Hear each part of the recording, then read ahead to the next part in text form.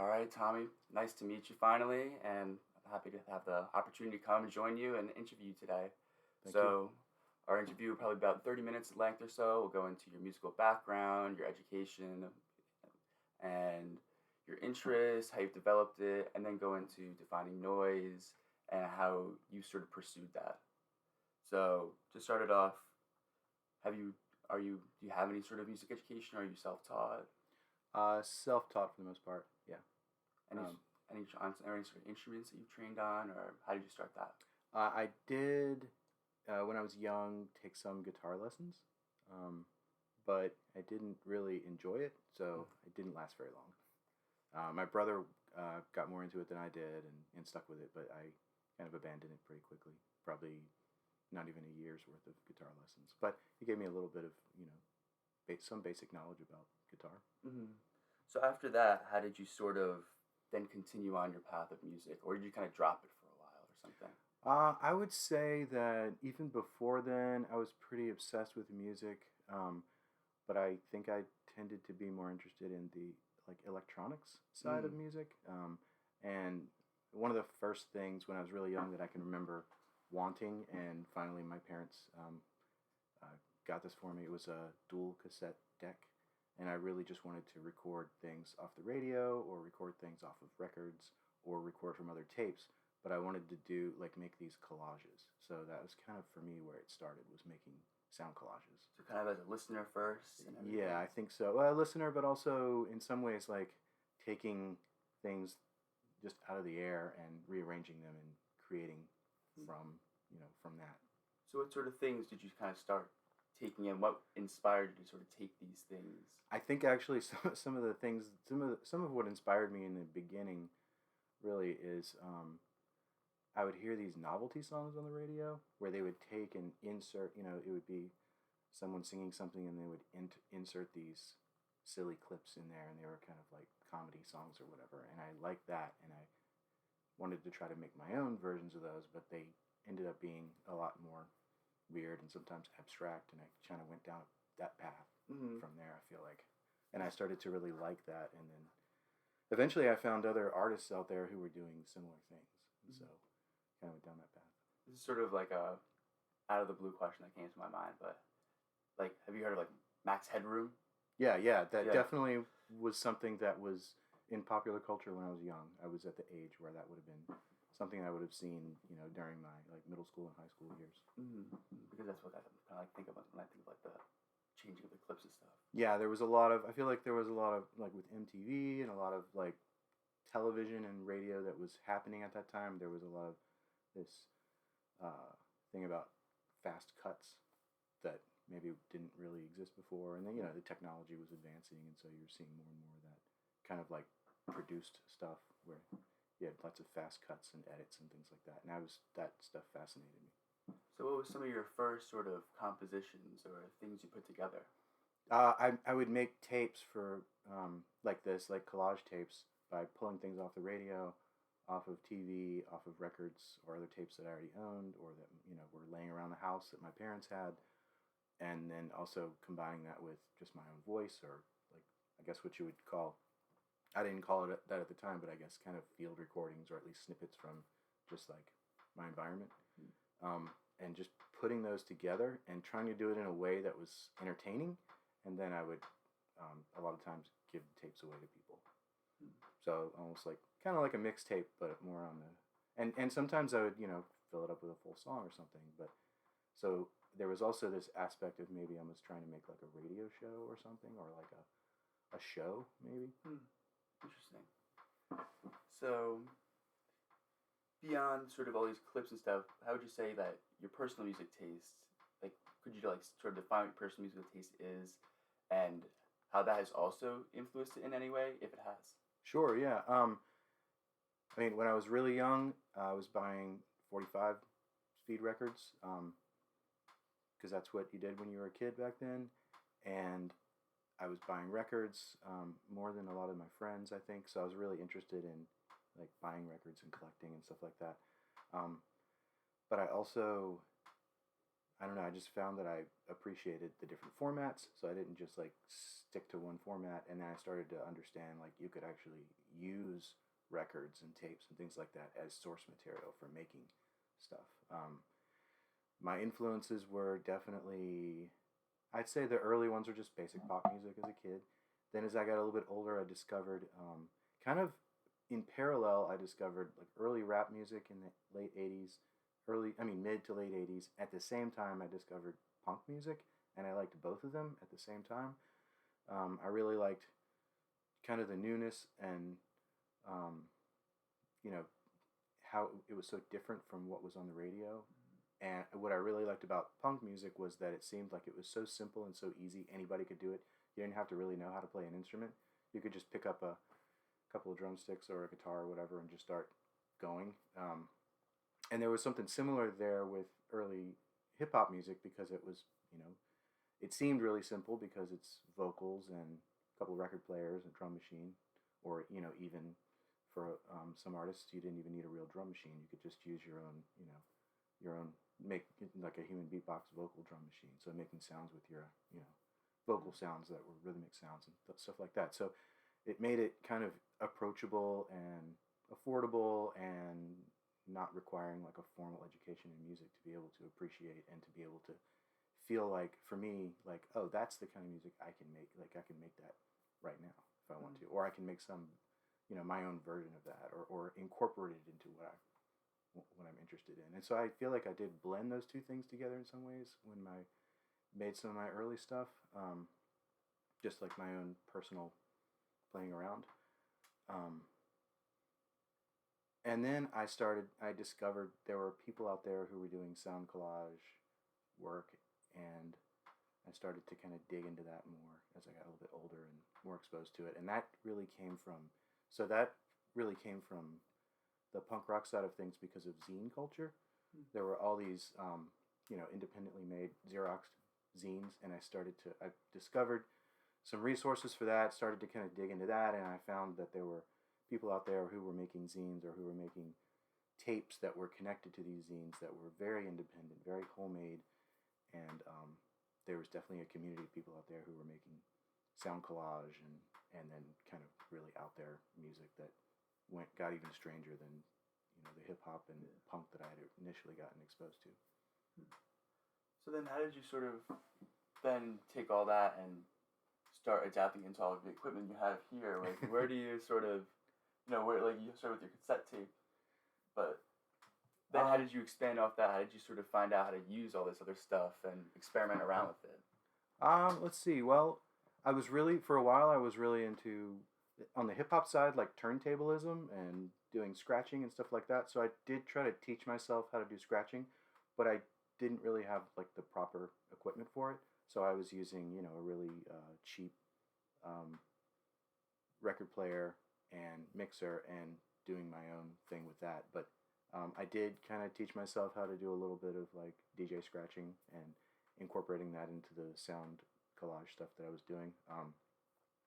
And at the same time, because of the dual cassette thing, this was before computers, so, and even before there was a good way of recording anything from like copying something. Like it was, when tapes came out, it was pretty easy to use that to copy something off the radio or off your record player, but you couldn't copy a tape to a tape without having a specialized dual cassette.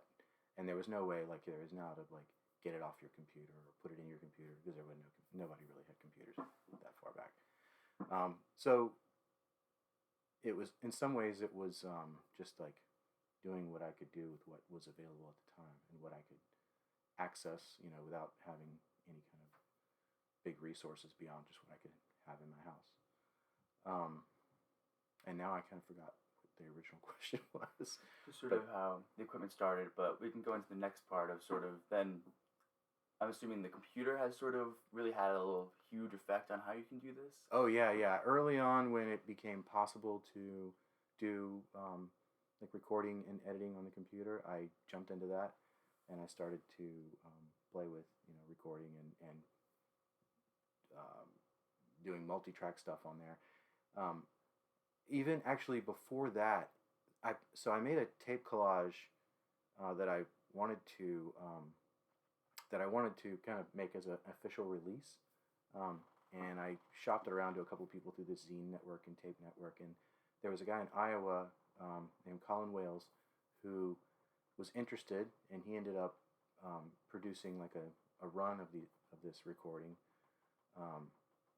And he really helped me with the artwork, which was really fun to work on too. But that was a really interesting experience, and where I'm going with that is, sorry, I just lost my train of thought. You're okay. Sorry, what was the original question? How computers. Oh yeah, getting into the computers. Yeah, so I was going back to, so how did I get into this conversation about this? Oh yeah, I was going to tell you that I did, before computers, I did get access to a 4-track recorder as a result of this experience. So part of the deal was I would let him put this tape out, and he would, sell it and do whatever he wanted with that. And in exchange, he gave me a 4-track recorder, a very basic, simple 4-track recorder. So that was my first exposure to something a little bit more advanced and that kind of technology. And I really started to learn from there that I could not just collage, but I could collage across multiple tracks and do these layered recordings with, where I could record one layer and then go back and record another layer and do things like that. So that became really interesting to me. And then when computers came out, I immediately looked for that kind of thing. Like, how can I get this stuff on a computer and then start creating multiple tracks and layering and collaging that way. So yeah, that's where that was going. Sorry. Oh, good. A little bit long-winded to get there, but yeah, I think the 4-track recorder was a big thing for me, like to explore and to find out about, and it really informed like the direction I wanted to go in once computers became more of a thing that you could use. So how would you sort of start to describe noise, and have you had a developing sort of idea of it since maybe you were younger? You thought of it one way, and now you have a different view on it. How do you view it now? How has it changed? Yeah, absolutely. I mean, when I was younger, if you asked me what is noise, I would just tell you the basic definition of what everybody thinks of as noise, which is like, sounds that you maybe don't pay attention to, or that bother you, or that don't matter, or something like that. But definitely, I think that, initially when I started doing the music I'm doing, I feel like it was more often referred to in different ways, like experimental music, or specifically like the kind of music it is, maybe within what is now kind of a noise genre. So like collage art, or ambient, or industrial, or whatever. But I think probably the thing that really started to make me think more about noise as a genre and noise as like an art form or whatever, probably a lot of it was starting to be exposed to John Cage and some of the people that he is associated with. As I started to get more exposure to that and understand that more and explore that more.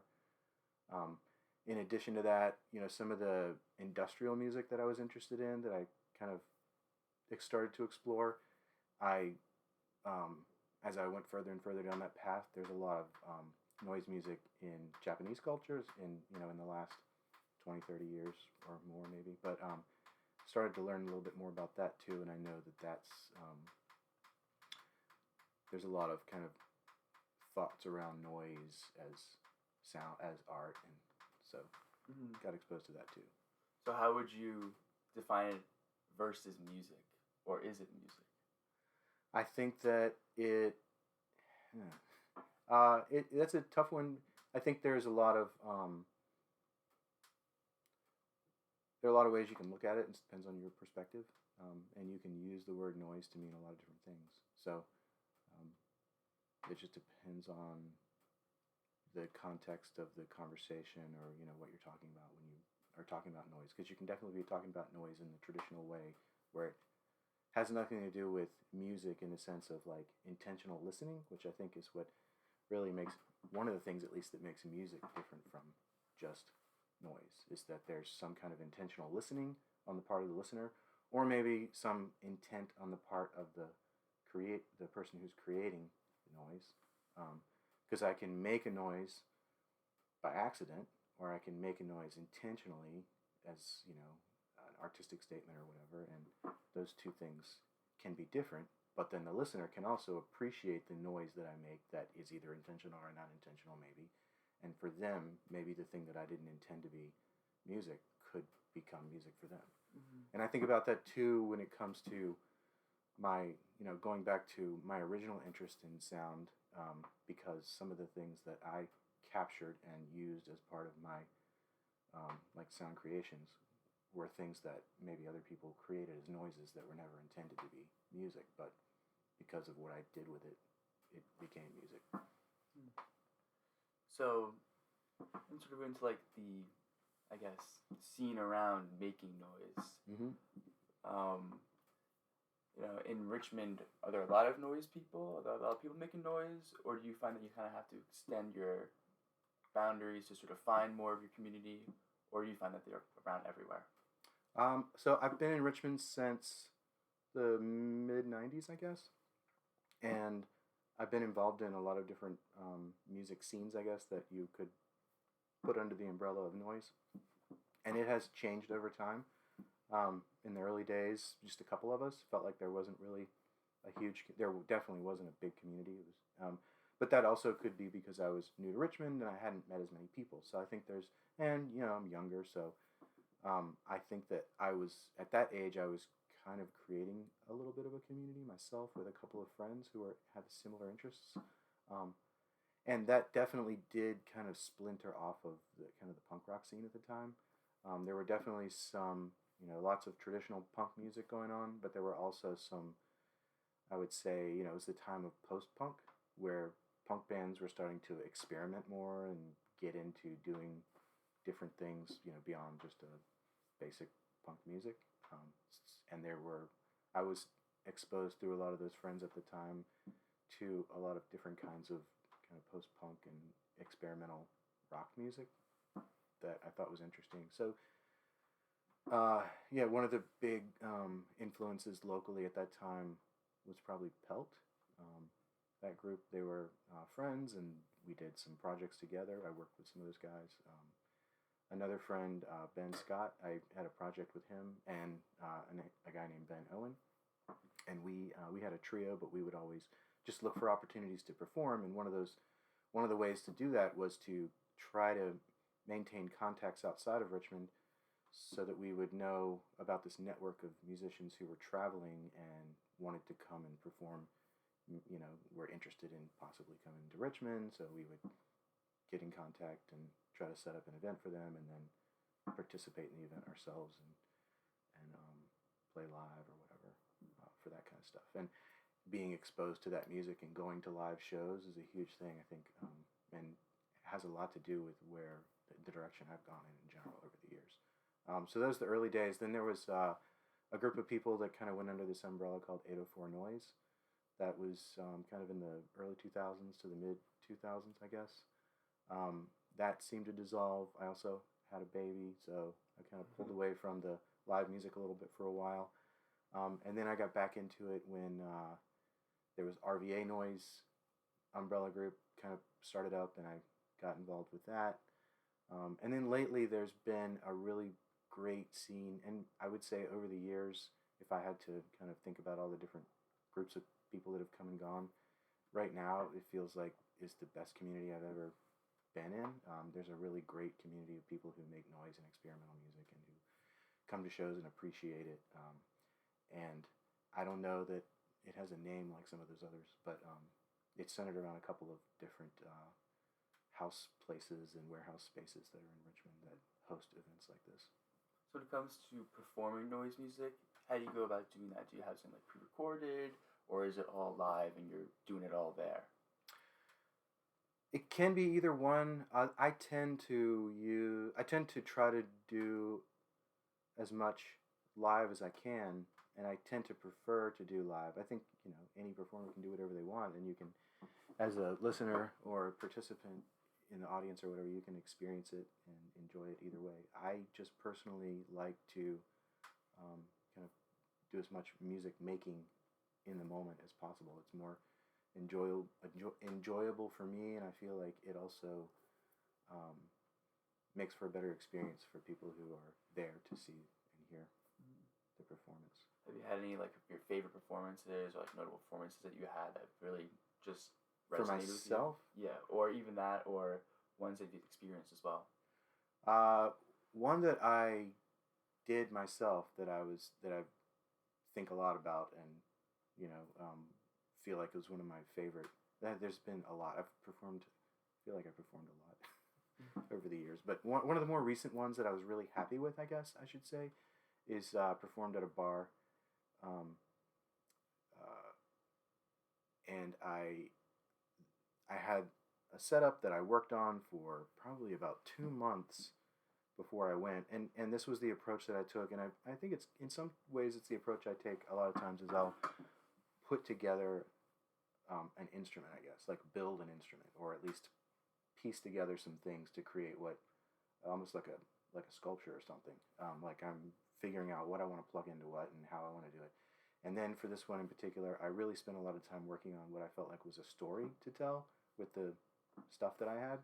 So I had, various equipment, a lot of, I guess what you would call cracked electronics, some old TVs and a toy keyboard that had been modified, and some old security camera equipment that had been abandoned and thrown out because it was outdated, and a few little synthesizers that were created by different people that I've collected.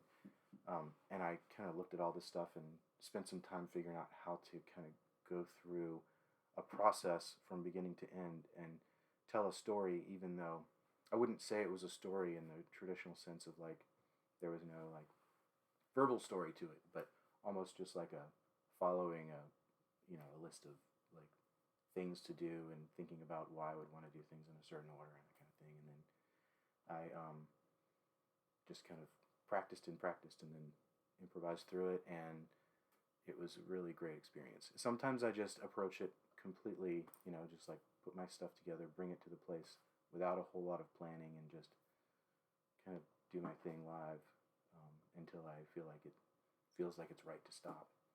But I feel like I had a really great experience recently when I approached it in this story method, I guess. What about any sort of performances that you've been to that have really influenced you or impacted you? A lot of performances have had a big effect on me, and there are probably a lot that I could pull out of my head if I had thought about this before now. Um, Probably my favorite local person that I've seen perform several times that really has a big influence on me is Will Milani, who is also goes by Molasses. He builds his own synthesizers, and he builds some really unique stuff. He builds things that are touch based, so you touch the instrument and it makes sound. He has an instrument he's built that's completely hand cranked based. Everything is all in. Actually, I have one right here I got from him. You can take a look at it if you want to. I think it's really cool.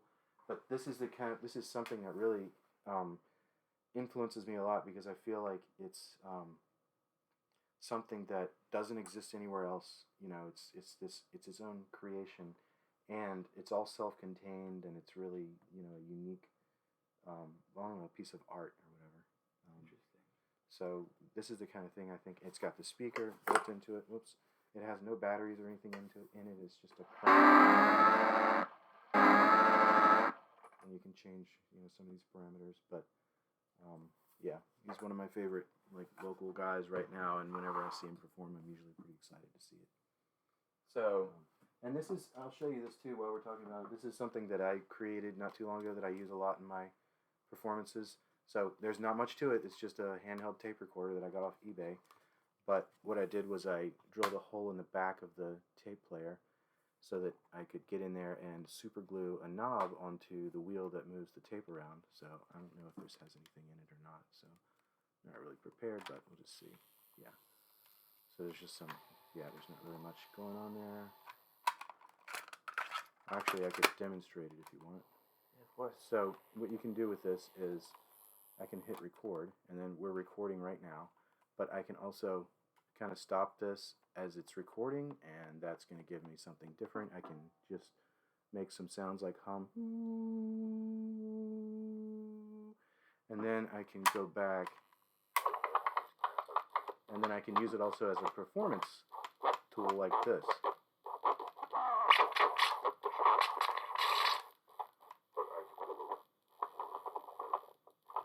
There you go.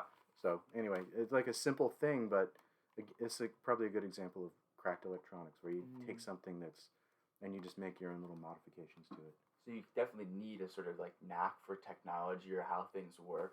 I think, although this is a really simple idea, I mean, I just took a couple of screws off the back, pulled the panel off, and then took super glue and glued that on. You do have to take the you have to take the belt off, because if you put super glue next to the belt will just melt. So I learned that the hard way by doing it the first time. But you can just do that, let it dry, then put the belt back on. It's not super hard at all. And then I took some sandpaper just to kind of make this not too rough. But yeah, this is an example of something I think that's really simple that you can do, but you can make something interesting out of it. And there's a guy named Reed Ghazala, who is who I found out about kind of early in my discovery of some of this stuff. And he's considered the father of what's called circuit bending, which is taking existing things and kind of making slight wiring changes or whatever to try to find ways to make them glitch, and then those glitches become a way to make music that extend an instrument that was originally intended for a certain purpose to go beyond that purpose. So, what would you say that you like currently work on now? Like, how have you developed, and what are you kind of focusing on now in your creation? So I guess I have three main, a couple different projects. I get together regularly with a group of guys, and we go under the name Nuting. That is kind of a noise jazz group. Jimmy Gaffrey plays clarinet and sax. Tim Harding plays bass and keyboard. And Sam Bird plays percussion. He's got a kind of an extended drum set. And Fred McGann plays whatever he feels like bringing. It might be just like a pile of wood or a keyboard. Wear oven mitts so he can't play the keyboard right. And we just make noise. But they have the other guys do have a pretty extensive experience playing jazz music and other kinds of music and traditional instruments. So they bring some of that to the group. And my background is definitely more in noise and experimental, primarily, with maybe a little bit of, I can play drums a little bit. So I have some experience with like maybe punk rock or whatever. Mm-hmm. So that's one project. I have a project that I call that it's basically relies on this idea of scratching that I liked to do when I was younger, and I use the tapes as almost like similar to kind of scratching records or whatever. And I have a mixer that has an onboard sampler that has a digital scratch function, so I can grab samples from this or from whatever I have plugged into it. I have a sampler that I can pull from, and then I do scratching that way, but I tend to do more abstract sound with it, so it's not, when I say scratching, it is like the sounds of scratching like you would hear in hip-hop, but a lot of times with what I'm doing, there's no beat or anything like that. It's very abstract. So I play with that, although I will sometimes bring beats in and bring in bits of real music. Real music, you know what I mean? Like with beats and melodies and things like that. And then I have a project that I call Photo Blaster, which is I use multiple slide projectors and then take the sounds of the motors and process that and play the slides and process the sound of the slides projecting and the motors and fans and all that that are inside these old slide projectors. And then I do some side projects. I recently played with Will Milani in a duo, and I like to get together and just do improv performances or recordings or whatever with friends and people that I like to, that I admire. Mm-hmm. So would you say that overall for you, noise is more like your side passion, and you live a separate life away from it too, or is it more so what you're living every day and like what you're pursuing? It's not a career, because I don't see that there's any practical way for me to make a career out of it in terms of money. But it is what I spend probably most of my free time doing, when I'm not at my regular day job. Um, and it's to me, it's probably the thing that I'm most interested in beyond, my family, which I love, my wife and daughter, um, and even they become part of it in a lot of ways, and whether they want to or not. Sometimes they have heard more than enough about it, but yeah, it's a big part of my life. And how would you say, or like, what sort of advice or recommendations would you give to someone who maybe wants to start making noise, or is just interested in maybe getting into the genre? Um, I would say just, if you have an inclination to do it and you don't know what to do or how to do it, or you're trying to maybe feel like you're struggling, I think it can vary for a lot of people. But for me, one of the things that keeps me interested and keeps me doing it and keeps me thinking about new ways to do it and progressing, I think is, well, two things. Number one for me, I think, is going out and seeing music live and interact. It's not just the like being at the concert or whatever and seeing the performance, but it's also seeing the social network and the friends and the people that, like you, are there to experience the music and appreciate the music. And I think um, there's something to be said about these smaller communities of music where you go to really small shows at houses or little DIY venues, and you kind of see a lot of the same people over and over, but you get to meet all these people and you get to talk to them and you can ask them questions about their music. It makes everything really approachable, as opposed to a gigantic concert where you're just one of like a huge number of people, which can be fun too, but it's just a totally different experience. For me, it's those small venue kind of tiny little intimate shows that make it really fun. And then after that, it's like trying to go back at home and figure out, okay, all these things have influenced me. What do I want to do? And then start trying to do it, yourself. And then do it with the idea of, this, I want this to be what I'm doing to build into something, maybe whether it's a recording that you can share in some way, or whether it's like some kind of live performance that you can do. I think that puts a pretty good conclusive note on our interview there. Well, thank you so much again for having me here, Tommy, and letting me interview you today. That's really interesting. It's cool to see how the live demonstration too. That'll be really good. But all right. Yeah, thank you. Yeah, thanks.